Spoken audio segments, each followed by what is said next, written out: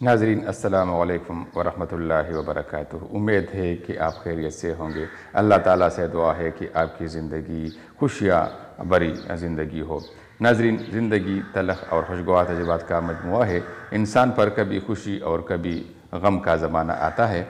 बहादुर इंसान वो है जो दरख्त की तरह मुस्तकीम खड़ा हो, चाहे बहार आए चाहे ख़ज़ान। नाज़रीन, आइए देखते हैं औरतों की नफ़सियात के बारे में मौलाना रूमी क्या कहते हैं।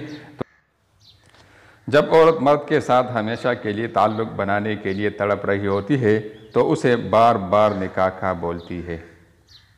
निकाह से पहले लड़की को देख लेना सुन्नत है। जिसने औरत को देखे बगैर निकाह किया उसका अंजाम गम और परेशानी है।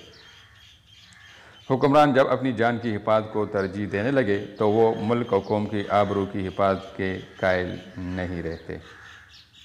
खुराक भूख से कम का होता है कि क़ुव्वत इबादत आए और इबादत में सुकून मिले और अल्लाह की खुशनुदी हासिल हो। ज़्यादा खाएगा तो ख्वाहिश नफ्स के जाल में फंस जाओगे और अल्लाह से दूर हो जाओगे। कभी मायूस मत होना। जिस वक़्त तुम्हें सब रास्ते बंद नज़र आए तो वो अल्लाह ताला तुम्हें एक ऐसा छुपा हुआ रास्ता दिखा देगा जिसके बारे में तुमने सोचा भी नहीं होगा।